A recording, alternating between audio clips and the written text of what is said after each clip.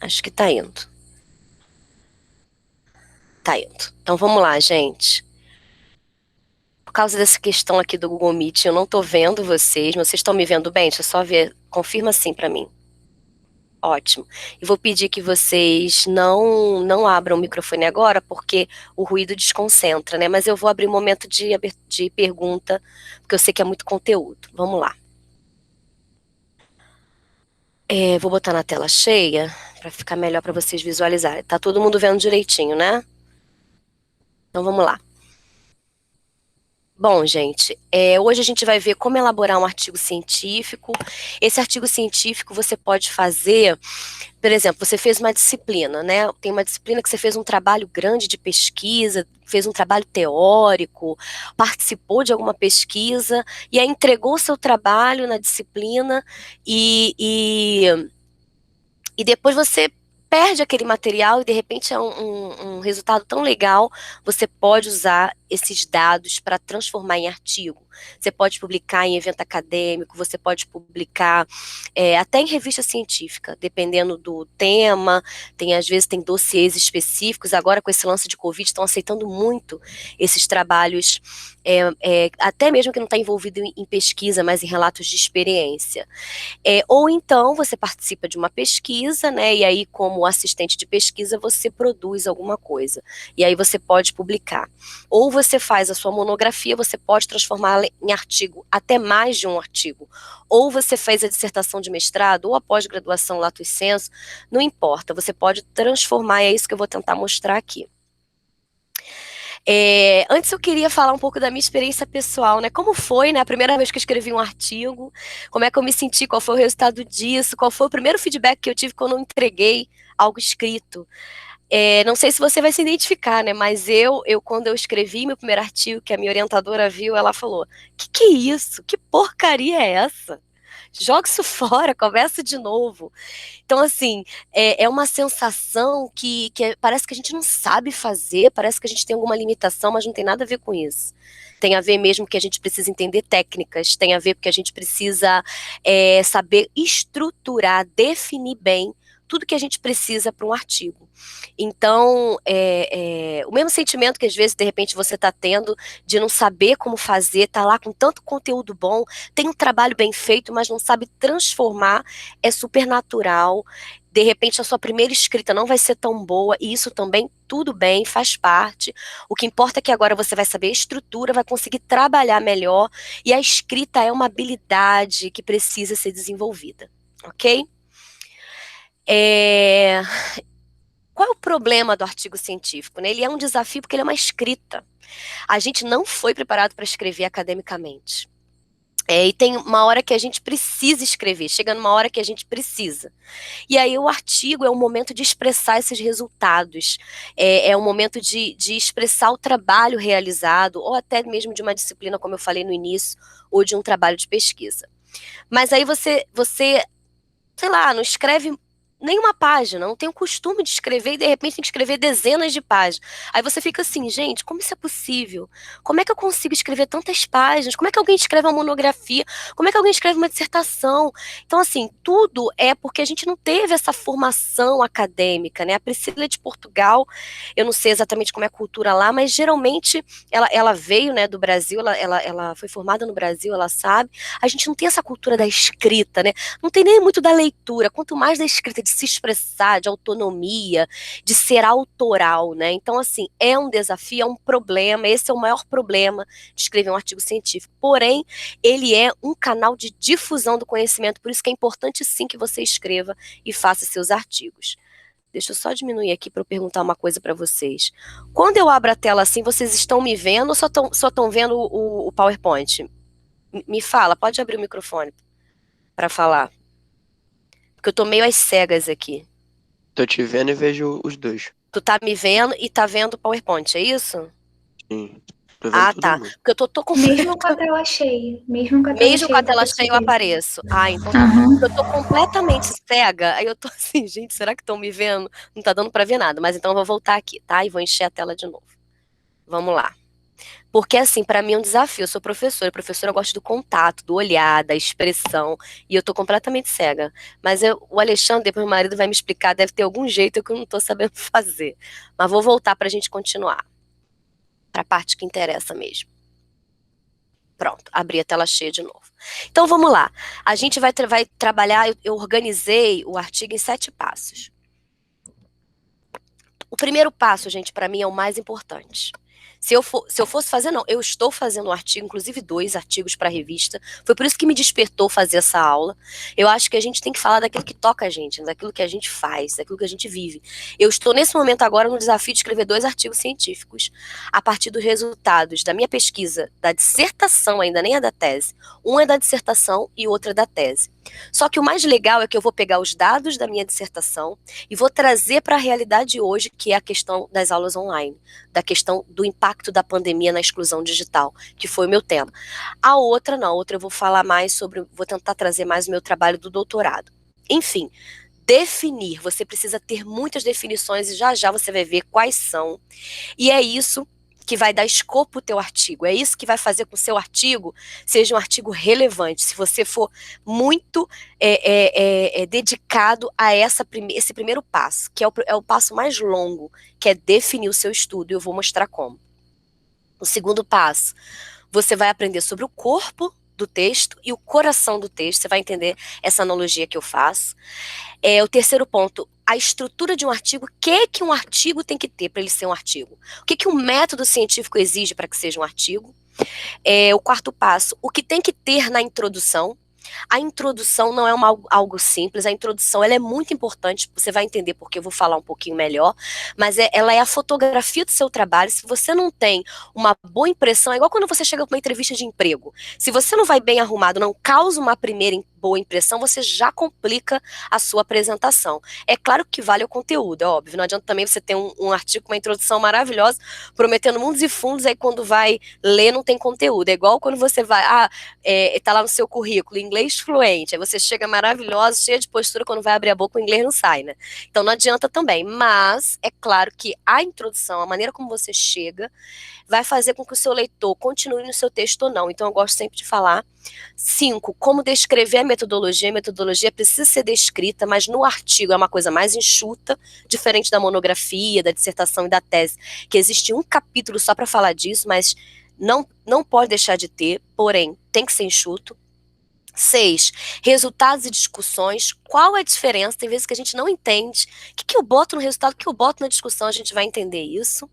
E como concluir o artigo, né? Eu já tive aqui alunos falando para mim que assim, Dri, eu desenvolvo bem o meu trabalho, mas na hora de concluir, eu consigo concluir. Eu vou te dar a dica para você concluir. Ok? Deixa eu voltar aqui para ver a cara de vocês. Estou deprimida, gente, não consigo ver ninguém. Ok, até aí? Professor sem feedback, gente, é horrível, mas vou voltar então. Vamos lá. Vamos para o passo a passo agora. Vamos lá para a estrutura, né? Antes de eu falar das definições, eu quero que você entenda por que eu bato tanta tecla na estrutura. Eu boto aqui um esqueleto para você entender. A analogia que eu faço do artigo científico, na verdade, gente, de qualquer trabalho acadêmico. Se vocês tiverem tempo, eu tenho uma aula no YouTube que eu dei como na campanha da Semana do Diploma na Mão. É como estruturar um trabalho acadêmico. Vai ter muito do que eu vou trazer aqui. Mas lá, como eu tive mais tempo, e eu não estava focada na escrita de um artigo, eu estava focada na questão geral do trabalho acadêmico, eu falo mais detalhado. Se você tem interesse, está com o desafio de escrever, assiste essa aula lá, é no YouTube, tranquilo, é só você acessar lá, bota no fone no ouvido, vai fazendo as coisas em casa e ouvindo, porque você já vai ter mais uma base por causa dessa aula. Lá eu detalho bem essa questão do corpo do texto, a estrutura, que é o esqueleto do texto, cada partezinha que eu vou apresentar também aqui, que você precisa definir, eu falo muito mais, aqui eu vou ter que falar mais rápido, para chegar mesmo na estrutura do artigo. Mas aí eu trago nesse slide aqui, pensando no texto como um corpo, podemos pensar algo. Para que um corpo fique de pé, ele precisa de uma boa estrutura, você precisa ter isso em mente. O esqueleto, ele sustenta o corpo humano, por esse motivo, ter uma estrutura firme nos seus trabalhos acadêmicos, seja o formato e a modalidade que for, faz com que você tenha um trabalho forte, consistente e consolidado. As decisões que tomamos ao estruturar o nosso trabalho fazem grande diferença na hora de desenvolver o estudo e muito mais na hora de escrever ou relatar o seu trabalho. Então, Esse outro slide, que esse quadro, se você quiser, eu posso te mandar em um Word, para você poder ter. Ele tá pequenininho, mas ele fica gigante, tá? Porque cada item ali você pode escrever muita coisa. Eu vou explicar por quê, mas como eu falei, acho que tem alguém chamando, peraí, deixa eu ver aqui. Como eu falei, eu não tô enxergando nada. Eu vou deixar aqui mais uma pessoa entrar, tá? Como eu tava falando para vocês, deixa eu voltar aqui, a tela cheia. Como eu estava falando para vocês, lá nessa aula do YouTube, que é como estruturar um trabalho acadêmico, quem não conhece meu YouTube ama escrever, é só botar me escrever lá no YouTube, eu vou falar mais detalhado aqui, eu acho que ajuda muito. Para vocês terem ideia, eu fiz agora uma mentoria com um aluno de doutorado que está prestes a defender.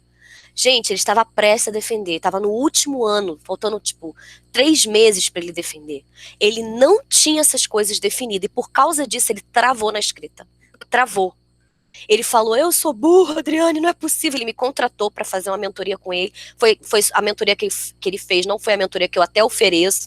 Eu faço um plano de mentoria de 6 encontros. Ele queria um só, porque ele queria só que eu desse uma luz para ele, não tinha nem tempo, coitado. E aí foi 1 hora só de conversa. Quando eu defini isso com ele, ele destravou. Mandou várias mensagens, caraca, por que eu não pensei nisso lá no início? Então eu bato na tecla em qualquer trabalho. Isso aqui não é só para artigo, tá, gente? É para a vida acadêmica. Então vamos lá. Esse quadro trabalho acadêmico, quem quiser é só me mandar o e-mail que eu botei no chat, que eu mando. Você aí escolhe o tema, né? Eu não sei qual é o tema que você está trabalhando, só o tema. Vou botar o exemplo meu, exclusão digital, que foi na minha dissertação de mestrado. Tema. O título, por mais que ele esteja ali logo no início, ele é a última coisa que a gente define. E aí, o motivo, assiste lá na aula para a gente poder ganhar tempo, senão não vai dar tempo, gente, é sério. Eu só trouxe esse quadro porque ele é fundamental antes de eu falar do artigo em si. Mas o título, ele tem que ser o último e lá nessa aula do estrutural vocês vão entender melhor. Sujeito da pesquisa. O que você vai visualizar, se é o aluno, se é o paciente, se é um fenômeno. Também lá nessa aula eu explico melhor. O objeto do estudo é exatamente o que você está pesquisando, está muito ligado ao tema. Por exemplo, meu objeto de estudo na minha dissertação foi a exclusão digital. Todos os textos que eu lia que falavam da exclusão digital, eu parava para analisar. Eu até falo nos meus vídeos do YouTube isso. Isso aqui é um objeto. Meu objeto de estudo, ele é que eu vou estudar. Então eu vou tentar desmontar, abrir, ver como é que ele encaixa, desencaixa. Por que tem isso? Por que tem aquilo? Por que esse buraquinho? O que encaixa aqui? O que acontece? Ele é teu objeto, ele tem que estar na sua mente o tempo todo. Objetivos específicos são objetivo geral, específicos são o objetivo geral. Onde você quer chegar? O que você quer com o teu artigo? Eu quero entender como os alunos que não têm acesso à internet estão estudando na pandemia. Então, eu vou levantar, esse é o primeiro objetivo, eu quero entender como os alunos estão, os excluídos digitais que não têm acesso à internet estão estudando na pandemia. É um objetivo, preciso entender, é uma ação, vou fazer tudo para poder entender isso. Aí os específicos são pequenas ações que me ajudam. Primeiro, para eu entender, o que eu tenho que fazer? Eu tenho que buscar no Google Acadêmico, no Cielo, no Periódicos CAPES, produções de pesquisadores que estejam fazendo entrevistas, que já tenham publicado sobre isso, que tenham ido a escolas, que tenham feito entrevistas. E aí eu coloco lá, exclusão digital em tempo de pandemia, aparecem os textos. E aí ali, o meu objeto é isso, são os alunos. Nesse caso, os alunos excluídos, que é a mesma coisa que o sujeito, são os alunos. Eu não quero saber dos professores, eu quero saber dos alunos. Então, tudo isso eu vou definindo aqui, isso tem que ficar muito claro para mim, para que quando eu encontro os meus materiais, que no meu caso eu estou dando um exemplo aqui de uma pesquisa bibliográfica, textos acadêmicos, eu encontre essas informações e tire dos textos o que realmente eu quero, não fique viajando, perdendo meu tempo. Metodologia, como eu vou fazer isso? Bem, eu quero entender como os alunos que não têm acesso à internet estão estudando na pandemia. Qual método eu vou usar? Eu vou a campo? Que campo? Eu vou na comunidade, vou de porta em porta botar a máscara e vou à distância mesmo entrevistar esses alunos de uma comunidade tal, porque ali tem um grande índice que eu vi no mapa da exclusão digital, da FGV, tem um grande índice de alunos que não têm acesso à internet. Eu vou lá, eu vou a campo. Ok. Não, eu vou fazer uma pesquisa bibliográfica de quem já foi o ano passado, durante 2020, quem pesquisou em escolas, quem fez esse trabalho. Fazer uma pesquisa bibliográfica, não sei. Então, você tem que definir. É uma pesquisa bibliográfica, é uma pesquisa de campo, é uma pesquisa etnográfica. Você vai lá e vai ouvir o que essas pessoas têm a falar, vai nas escolas que estão tendo tempo, metade de um tempo, como é que fala? Híbrido, ensino híbrido, não sei. Você precisa definir o que você quer. Senão você fica assim, eu vou entender. Aí eu faço uma coisa, faço outra, no final teu trabalho perde o valor científico.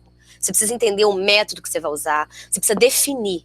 Antes você precisa entender quais opções que você tem e definir. E aqui você vai colocando. Eu quero fazer assim, assim, assim. Esse quadro trabalho acadêmico, os alunos que trabalham comigo na mentoria, ou os meus alunos que eu oriento quando eu estou na universidade, é um material que vai andar contigo. Até tenho testemunho de uma aluna minha que tirou nota 10, monografia nota 10, a Gabriela, e também está lá no YouTube. Ela fala, o quadro trabalho acadêmico andava comigo. Quando eu estava estudando, eu olhava. Não, mas eu não posso me perder. O meu foco é entender isso aqui, então eu vou desconsiderar isso, meu processo de seleção é esse, meu critério de exclusão é esse. Questão central, a gente vai falar um pouquinho melhor sobre ela. A questão central, gente, é o que move tudo. Ela é o coração do seu trabalho. O que você quer descobrir? Ela está além do objetivo geral. O objetivo geral é uma ação principal, é onde você quer chegar. É o alvo, o objetivo, né? O nome já diz. A questão é a pergunta. Não existe pesquisa sem pergunta. Se você quer fazer um artigo e você não tem uma pergunta, só tem uma ação, você não tem um artigo científico, você não tem um trabalho acadêmico. Então, qual é a pergunta que te move a fazer você ir ao campo ou fazer você ficar lendo um monte de texto?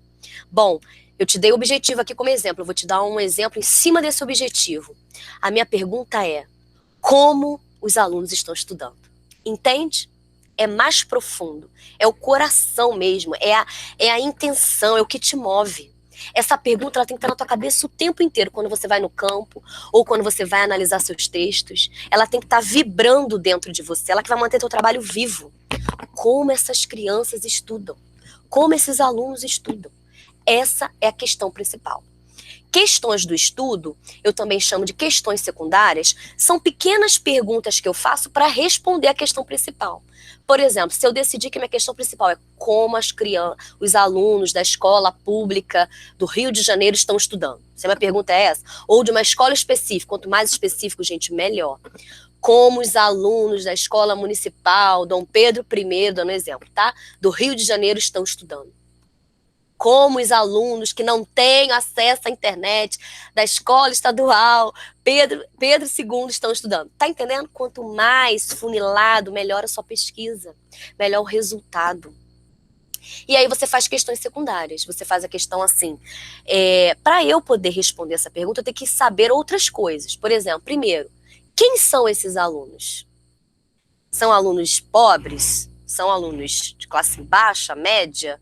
São alunos que sofrem violência? Quem são? Qual o perfil? É uma questão secundária que te ajuda a responder.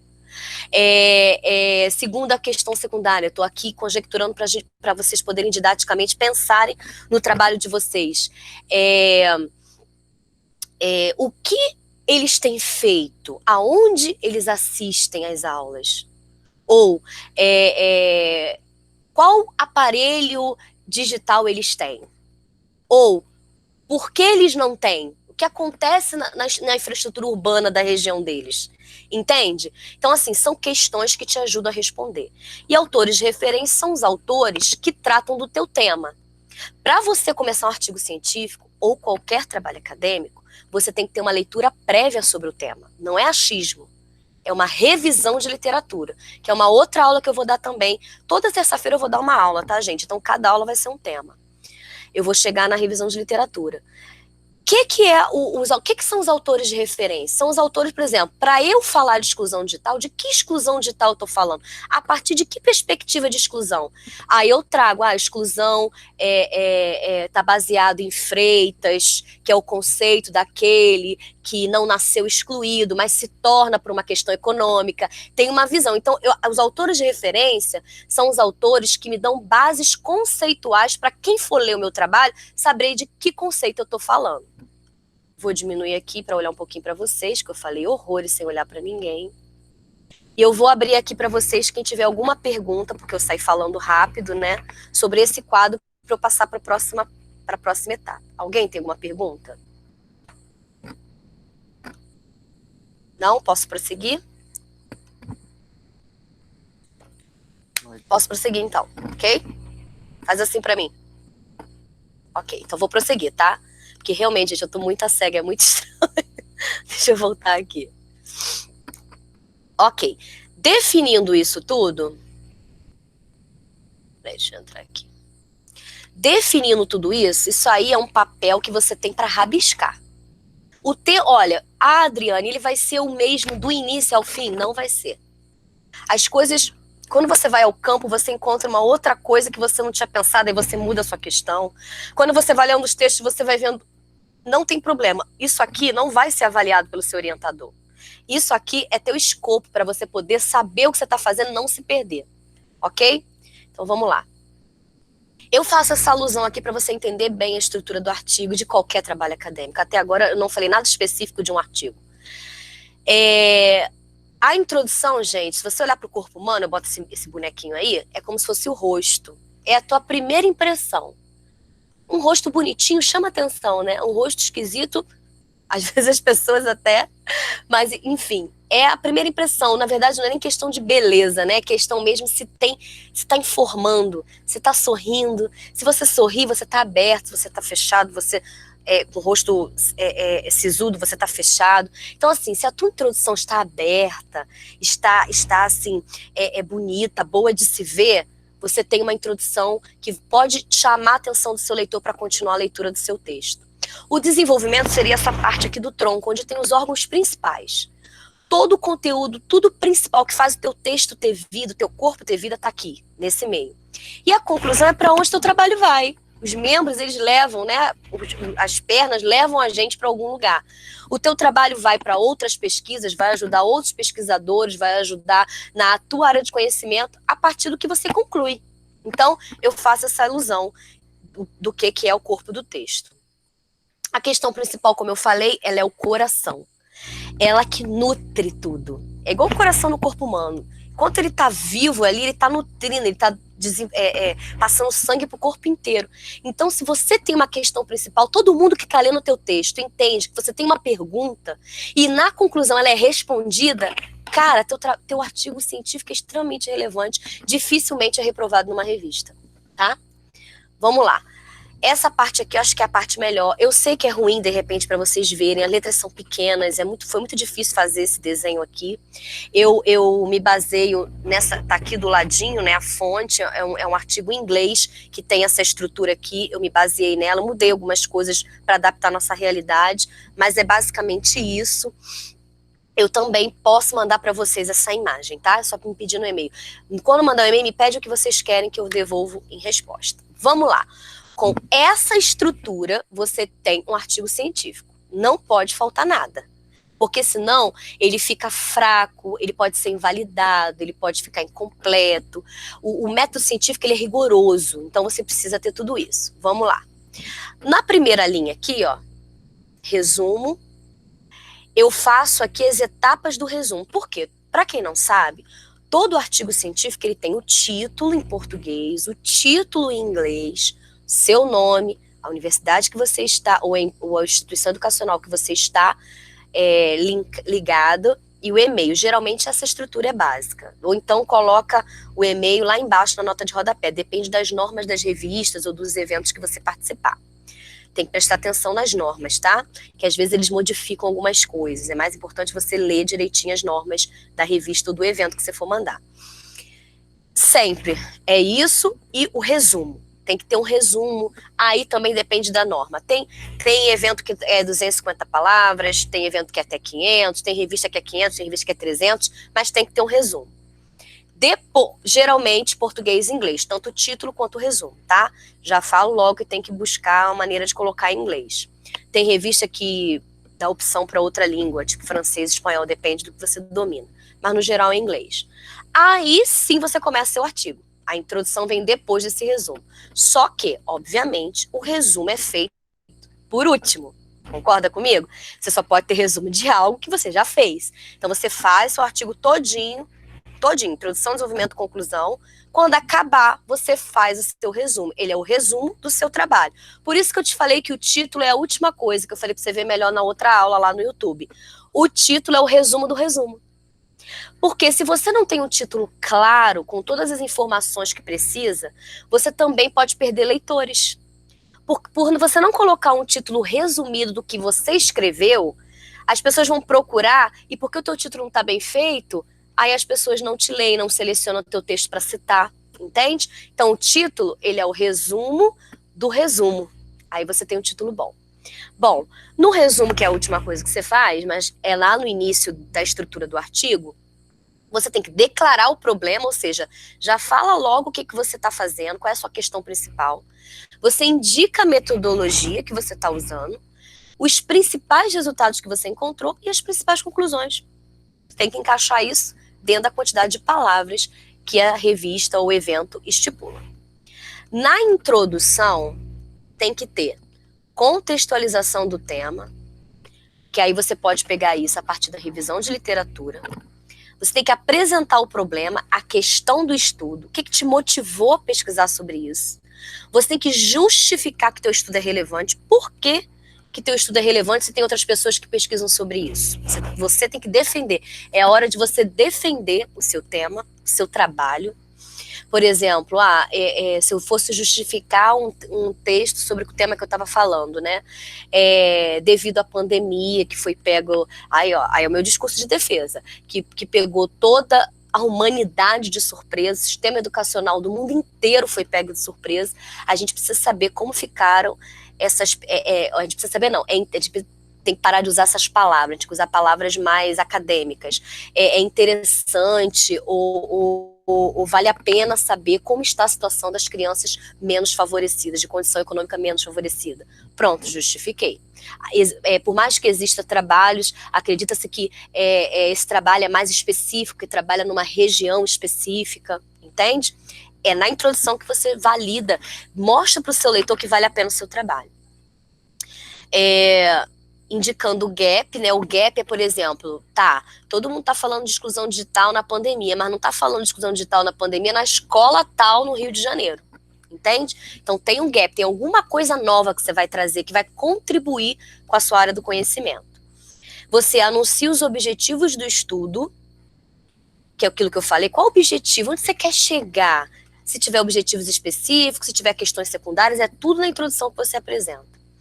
Informar sobre a presente pesquisa, falar, né, que a pesquisa ela tem um intuito tal, você fazer um discurso mesmo ali de apresentação e informar toda a estrutura do teu texto. O último parágrafo, geralmente, a gente fala... Deixa eu ver aqui uma coisa. Faltou aqui falar um pouco da metodologia. Se vocês quiserem anotar, anota isso. A gente sempre usa um parágrafozinho para falar, nessa pesquisa foi realizada uma pesquisa etnográfica, um parágrafo, com o intuito de entrevistar tantas pessoas. Essa pesquisa foi uma pesquisa bibliográfica que fez um levantamento de tantos textos. Faltou aqui, não sei porquê, dei mole aqui, não botei. E no final, o último parágrafo é informar a estrutura do texto. O que é informar a estrutura do texto? O que vem pela frente? Bom, neste artigo você vai encontrar a metodologia, a descrição da metodologia na próxima sessão, uma breve revisão de literatura, se for o caso, apresentação dos pressupostos teóricos, 3 sessões falando sobre a escola, o perfil dos alunos, o tema, né? Você vai colocar um teminha ali daquela subseção. Como as crianças têm estudado nesse tempo, onde vou apresentar os resultados e as discussões do estudo. Pronto, um parágrafozinho. Então, a introdução é uma fotografia. A pessoa vai ler, é um trabalho de pesquisa bibliográfica, ela foi na escola tal, ela usou essa metodologia, ela vai me trazer isso, a pergunta dela é isso. Ah, vou ler. Ou então, não vou ler, não me interessa. Geralmente, esse é o impacto da introdução. Vou diminuir aqui para ver vocês. Até aí, ok? Sobre a introdução? Alguma dúvida? Ok? Posso continuar? Tá. Vamos lá, voltando aqui. Eu tô correndo com o tempo, deixa eu acompanhar aqui. Tá dentro do tempo. Vamos lá. Revisão de literatura. É obrigatório ter uma revisão de literatura no artigo científico? Não, não é obrigatório. Geralmente, a revisão de literatura a gente consegue até trazer na introdução. A gente, na hora de contextualizar, falar assim, a exclusão digital no Brasil tem crescido devido à pandemia, não se fala em outra coisa nos jornais, segundo o autor tal, bababá, bababá, bababá, existem artigos do professor, do fulano de tal, doutor tal, que tem falado isso, a universidade tal tem trago... Ali mesmo, você já apresenta, porque o artigo é uma coisa muito pequena, geralmente 12 páginas, tem revista que são 15 páginas, tem revista que são 20 páginas. Então, assim, não dá. Numa monografia, não. Numa monografia, eu recomendo aos meus alunos, também depende do orientador, que faça um capítulo de revisão de literatura, para que a gente possa saber o que o campo do conhecimento tem falado sobre o nosso tema. Porque a gente só descobre o gap, ou seja, aquilo que ninguém está falando por causa da revisão de literatura. A gente só consegue contextualizar o que está acontecendo sobre o tema por causa da revisão de literatura, ou seja, eu li um pouco sobre isso e aí eu consigo fazer uma revisão de literatura. Se eu não tiver, eu não consigo nem começar. Tipo assim, a revisão de literatura não é uma pesquisa bibliográfica, não é um aprofundamento, mas é uma coisa mínima. Se eu quero falar sobre exclusão digital, eu tenho que entender o que é exclusão digital, o que tem se falado, quais são os autores, até para eu escolher qual autor vai ser minha base teórica, qual exclusão eu vou estar mais de acordo com o que eu acredito. Ah, tem gente que acredita que a exclusão é culpa da pessoa. A pessoa não se esforçou e aí ele se tornou excluído porque não quis estudar, porque não quis trabalhar. Tem outra vertente, outros teóricos que acreditam que a exclusão não é uma escolha. A pessoa está dentro de uma esfera econômica muito desfavorecida e ela não tem possibilidades.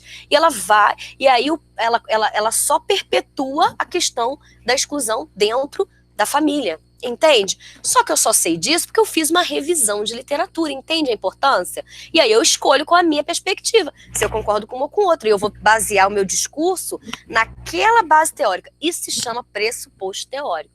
É dentro dessa linha que eu vou desenvolver o meu argumento. Eu não posso falar uma coisa e falar outra, eu tenho que escolher uma linha. Ok?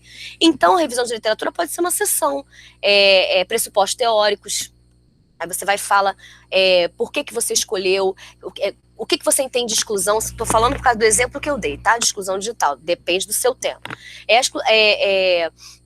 Entende-se nesse artigo que o conceito de exclusão baseia-se no autor tal, que pensa exclusão assim, assim, assim, blá, blá, blá, blá. Dentro do digital temos também o autor tal, que neste estudo, a perspectiva é a partir desse autor, blá, blá, blá, blá, blá. Pronto. Eu já ficaria satisfeita de um aluno meu fazer. Por exemplo, eu reviso, eu sou revisora de periódicos e de revistas. Eu avalio isso. Quando eu recebo artigos de revista, professora Adriane, tem esses artigos aí para avaliar. Aí se está de acordo com as normas da revista, e se verifique se a senhora está de acordo com a estrutura. A primeira coisa que eu analiso é isso. Qual é a base teórica dele? Da onde que ele está tirando? O que é exclusão para ele? Estou dando de novo esse exemplo, se fosse isso. Sei lá, o que é... Deixa eu ver um outro tema aqui para sair um pouco desse meu exemplo. O que é cuidado paliativo? Cuidado paliativo de um paciente. Baseado em que autor? Tem vários, tem uns que acham que é uma coisa, outros que acham que é outra. Se ele não me traz isso, eu não sei de onde ele está partindo. Ele não pode estar partindo da cabeça dele, do que ele acha que é cuidado paliativo. O que eu quero dele é no final. Porque argumento é isso. Opinião é uma coisa, argumento, você parte de alguma coisa. Por exemplo, aqui a maioria é cristão. Você parte, quando você defende a sua fé cristã, de um pressuposto teórico, que é a Bíblia. Entende? Você conhece dela e daí você usa os argumentos para defendê-la. É basicamente isso. E essa revisão de literatura, ela pode vir como uma sessão ou ela pode vir dentro da introdução. Na monografia também. tem orientador que não gosta que faça um capítulo separado, pede que venha na introdução. Tem orientador que prefere que venha separado. Eu, quando oriento meus alunos, eu prefiro separado, mas tem coisa que é tão... não é que seja pouquinha, mas tem coisa que tem conclusões tão rápidas, que aí não vale a pena um capítulo. Aí eu falo, dá pra incluir na introdução, pra introdução ficar um pouquinho mais gordinha, mais robusta. Então, depende da sua relação, do desenvolvimento do seu trabalho com o seu orientador. Metodologia é aquilo que eu falei para vocês, né, de maneira geral. Como que vocês vão fazer? É o como. Pensa numa receita de bolo, tá? Faz conta que vocês são cozinheiros e querem entregar para mim. Eu gostei muito do bolo de vocês, o bolo tava fofinho, gostoso, e eu quero aprender a fazer o bolo. Aí vocês vão me dar uma receita. O que tem na receita? Os ingredientes, é uma lista, e tem o como fazer. Coloca açúcar, mistura com a manteiga, depois bota o ovo. Passo a passo, a metodologia, quanto mais descritiva ela for, maior é o rigor científico, o valor científico do seu trabalho. Porque a gente precisa ver a cozinha do seu trabalho. Eu tenho uma experiência pessoal na minha tese. Eu fui para a Austrália, quando eu fiz o doutorado de sanduíche, para aprender sobre a metodologia que eu tinha escolhido. Lembra a definição, aquele quadro que eu apresentei agora? Deixa eu voltar aqui. Esse quadro aqui, ó. Eu falo para vocês que muda. Na metodologia aqui, ó, eu tinha escolhido meta-análise. E estava estudando sobre meta-análise. E manda estudar sobre a meta-análise. Quando eu cheguei na Austrália, que eu comecei a me aprofundar lá nos textos sobre meta-análise, dentro da minha pesquisa bibliográfica sobre meta-análise, tinha um autor, que era, o sobrenome dele é Faro, os textos todos em inglês, uma loucura, mas tudo bem. Eu descobri a meta-ethnography, que em inglês é isso, mas em português é meta-etnografia. Aí eu tô fazendo uma pesquisa, eu fiz um estudo que eu analisei 30 anos de um grupo de pesquisa que pesquisou dentro da escola pesquisas etnográficas. Quando eu vi o nome meta-etnografia, eu falei, ué, tem metodologia que analisa e estuda etnográfico e eu estou fazendo meta-análise, que é uma metodologia mais geral. Peraí que eu vou estudar sobre isso. Aí a minha pesquisa fez assim. Eu comecei, e aí eu percebi que aí eu fiz uma outra pesquisa bibliográfica sobre meta-etnografia. Li vários textos. Comecei a fazer estudos sobre o que era, se encaixava muito com o que eu queria, porque eram estudos etnográficos, eram mais subjetivos, a meta-análise é mais quantitativo. E aí eu aperfeiçoei e descobri um gap. Eu descobri que no Brasil não havia meta-etnografia na educação. Pelo menos eu não encontrei, né? Não posso afirmar. Não encontrei nas buscas trabalhos com meta-etnografia em educação. Eu falei, opa, então eu vou levar para o Brasil isso. Entende? Por isso que se altera, aí eu mudei lá meu quadro, só que quando eu escrevi meu capítulo de metodologia, esse capítulo aqui, não no meu artigo, né? Mas na tese, eu mostro essa cozinha. Eu falo que eu estudei sobre meta-análise, tantos textos, pesquisei, e dentro dessa pesquisa descobri uma metodologia nova que se encaixava melhor com o meu estudo. E aí apresento a meta-etnografia, que era algo novo, um dos diferenciais da minha tese. Entende que eu estou falando de cozinha? É isso.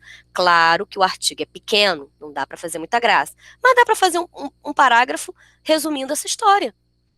É um ganho, é um movimento científico, é um movimento acadêmico. Então, metodologia, ela é descritiva, ela é o como. E aí você diz qual foi a escola que você foi, qual o sujeito de pesquisa que você usou, analisou, qual era o seu objeto de estudo, se você usou entrevista, qual foi o tipo de entrevista, se era aberta, se era fechada, se era estruturada, semi-estruturada, se você fez pesquisa bibliográfica, qual foi o site, quantos textos você encontrou, quantos você estudou e por que você criou critérios de inclusão para um, critérios de exclusão para outro, quais foram esses critérios, por que caiu 50 e você só estudou 20? Tudo que você puder botar aqui é importante, claro, dentro da métrica do artigo. Eu estou falando muito e não estou vendo, né? Como eu falei, vou voltar aqui. Alguém tem uma dúvida a respeito disso? Tudo bem até aí? Eu estou igual uma metralhadora por causa do tempo. Depois eu vou, se der tudo certo nessa gravação, eu vou disponibilizar, vocês assistam com calma. Vou voltar. Vamos lá. Resultados. Aí eu quero falar da diferença. qual a diferença num artigo e até mesmo na monografia, até para você organizar os capítulos, você pode fazer capítulos de resultado, capítulos de discussão. No artigo científico, tem só a seção resultados e discussão, mas dentro delas você pode fazer subseções para organizar melhor a sua escrita, depende do seu trabalho. Resultado, gente, nada mais é do que os dados, o checklist do que você encontrou. Eu li um texto, achei muito legal que uma professora de metodologia deu esse exemplo, eu vou aplicar aqui. Pena que eu não lembro o nome dela, eu gosto de dar o crédito. Não fui eu que pensei nisso, foi essa professora, mas eu achei muito legal. Lendo sobre metodologia, que eu sempre leio, ela falou isso. Pensa no exame de sangue. Quando você faz exame de sangue, quando você pega o resultado do exame de sangue, o que você tem ali? Resultados. São os dados. Encontramos isso, quantidade disso na urina, quantidade daquilo outro. As discussões é quando chega na mão do médico, que a experiência que ele tem de medicina, mais os resultados, ele analisa e diz o que você tem. Por exemplo, eu sou assim, eu pego o resultado de exame de sangue, já olho tudo, já vejo, e tal, tá aqui, tô ruim aqui, tô bem aqui, eu tenho resultado. Mas eu não sei o que isso significa no meu corpo. Quem vai fazer isso? O especialista, que é o médico. Ele vai dizer, não, já viu que você acha que tá morrendo quando vê o exame de sangue? Aí você vai ver, ele, não, isso é normal, fica alterado mesmo. É que você naquele dia comeu muito isso. Aí por quê? Porque eu só tô vendo o resultado, ele tá fazendo análise, ele tá fazendo a discussão. Então achei essa metáfora, essa analogia ótima para pensar. Então assim, por exemplo, resultado do meu artigo aí que a gente inventou, né, que eu dei de exemplo agora. Fui lá na escola, fui numa escola de ensino híbrido, entrevistei umas crianças, e aí o resultado é que 30 crianças não têm computador, 20 crianças têm computador, mas não têm internet, tantos, o pai e a mãe proíbe de usar a internet, proíbe porque diz que o filho é bagunceiro, são dados, você apresenta o que você encontrou. Na pesquisa bibliográfica, nos textos falam que os alunos da escola, da rede pública, sofrem mais. Só estou jogando as informações, os dados ali. Aí, no capítulo de discussão, você começa a pensar. É análise crítica. Como é que eu faço uma análise crítica? A partir do autor que eu escolhi. Lembra da base teórica que eu falei? Se eu escolhi o autor que fala que a exclusão ela é uma questão econômica e não uma questão de decisão do sujeito, com esse pensamento, eu vou pegar esses dados e vou falar, não tem computador, sabe por quê? Porque o pai e a mãe ganham tanto, porque o pai e a mãe ganham um salário mínimo que não dá nem para comer, e isso é uma questão econômica, muito mais do que uma decisão. A prova, tá vendo aí, ó, agora eu vou trazer, vou fortalecendo esse argumento que eu escolhi da base teórica. A prova é os que os pai e a mãe ganhavam mais de 2 salários mínimos, eles têm acesso às aulas, os que não têm, que ganham menos, não têm. A gente consegue compreender que a questão econômica é um fator. Consegue entender? A discussão está aí. Então, você pega os seus dados e traz para a sua análise, mas para isso, não é uma opinião, não é um achismo, você tem uma base teórica para te dar esses argumentos. Então, você vai trabalhando isso. E aí eu coloco aqui, ó, na nossa imagem. Quando você vai fazer as discussões, você introduz, você começa a rever e discute os resultados. Como é que eu introduzo uma discussão? Eu venho trazendo, lembra que eu acabei de falar agora, ó, também, ó, lá no resultado a gente viu que 30% ganhava menos com o salário mínimo, 20%, entendeu? Eu trago o resultado logo no início, para poder dar suporte, como eu estou falando aqui, ó, às constatações que eu vou trazer na minha análise.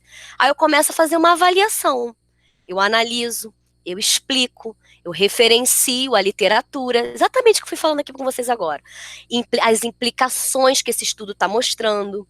É assim que eu vou fazendo a minha análise crítica, as minhas discussões. E aí eu concluo essa minha sessão, se fosse uma monografia, um capítulo.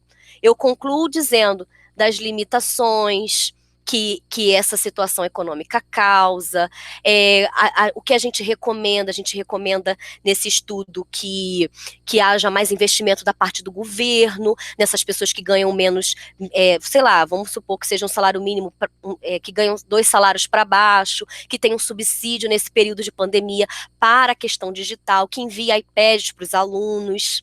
Tá entendendo? A gente não tira porque a gente acha que é bonitinho, a gente tira porque a gente construiu todo um diálogo, toda uma ideia.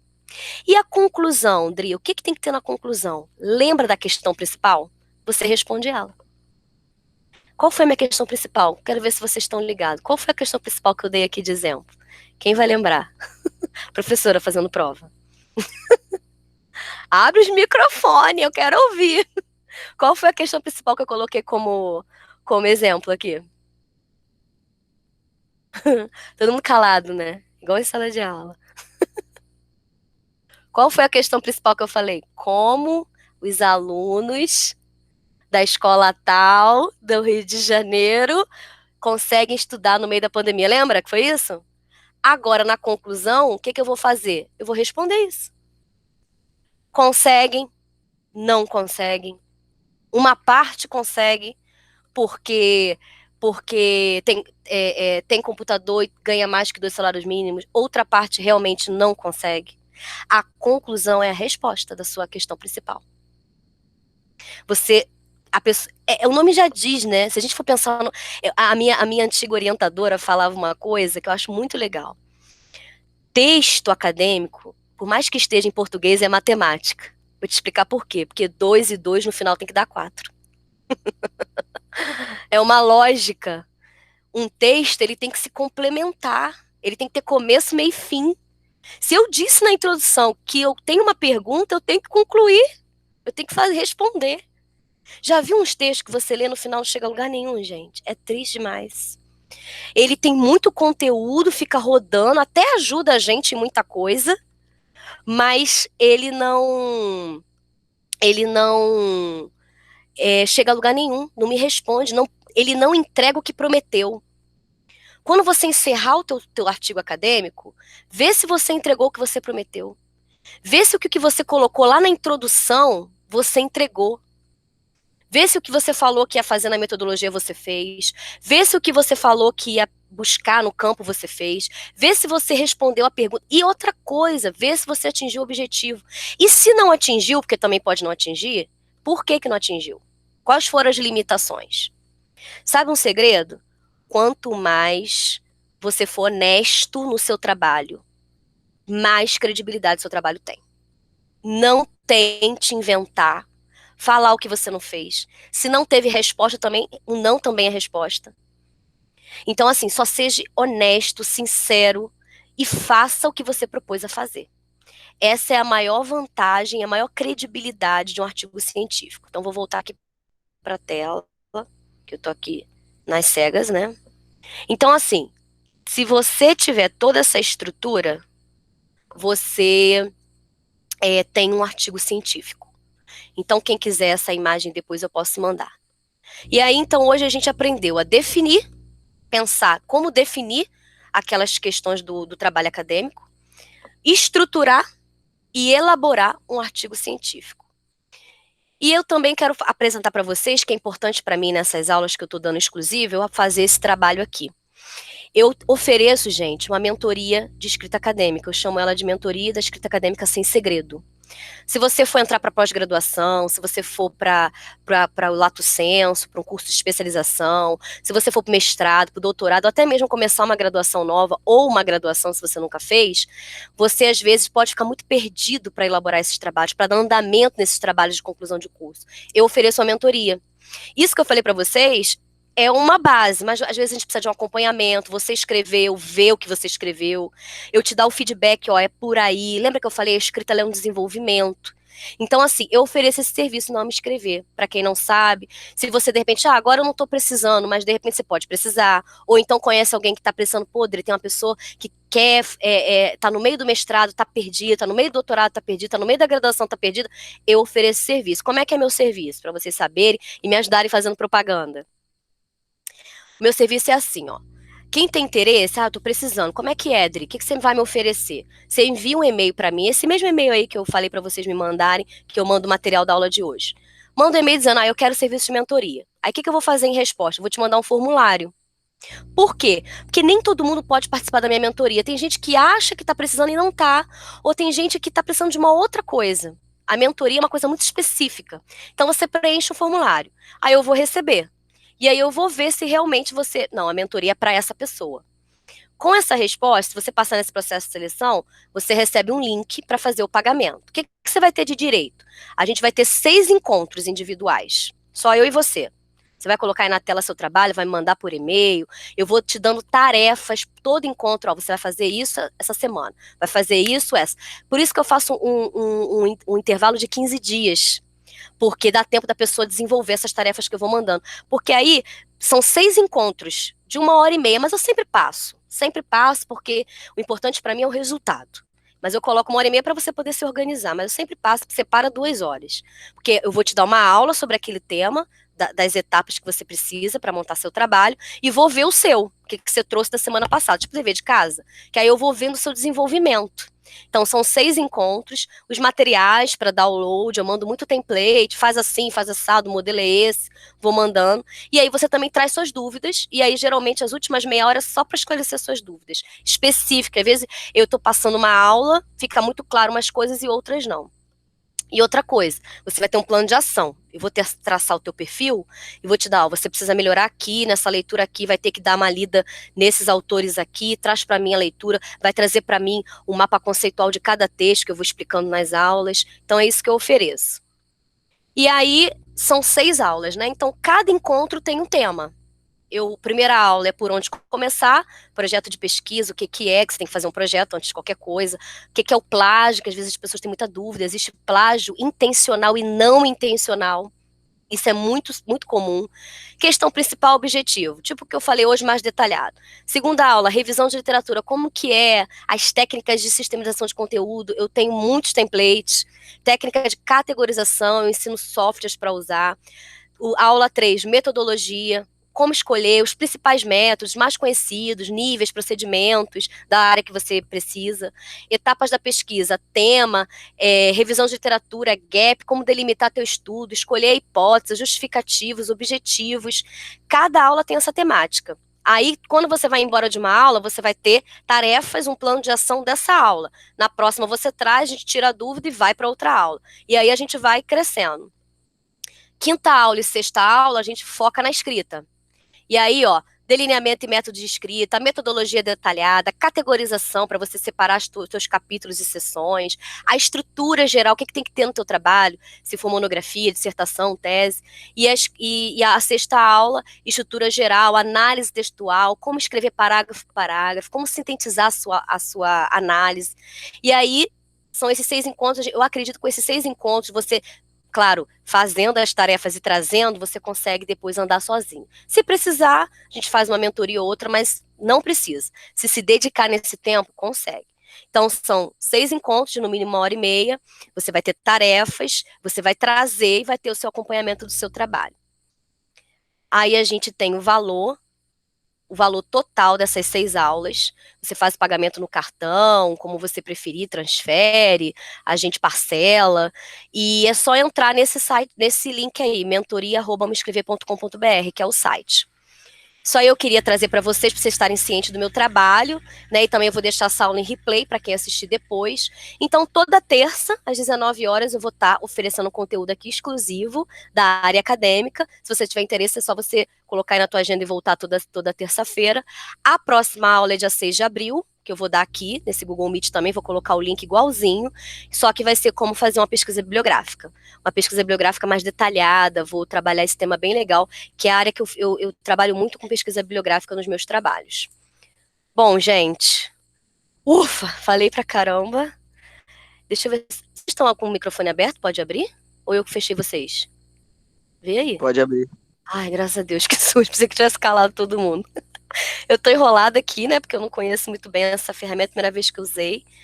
O que vocês têm a falar? Fala alguma coisa. Vocês estão muito calados, que nervoso, um aluno calado, gente. O que vocês Muito acharam? bom, só anotei. Anotou? Só anotei, fiz um monte de anotação. Que bom, meu filho. Quando eu for fazer uma escrita, vou A Pri vai fazer um anotar. artigo, né, Pri? Tem que arrasar. Ju, legal. Érica maravilhosa. Eu tentei anotar o máximo que pude para tentar também passar para os colegas de grupo, né? E eu acho que é um norte mesmo para a gente, porque aqui é muito diferente, né? Aí no Brasil as pessoas têm muito hábito de produção científica, os alunos da graduação, E aqui não. Então, eu que nunca, acho que eu só apresentei uma vez um trabalho no evento, mas nunca publiquei nada.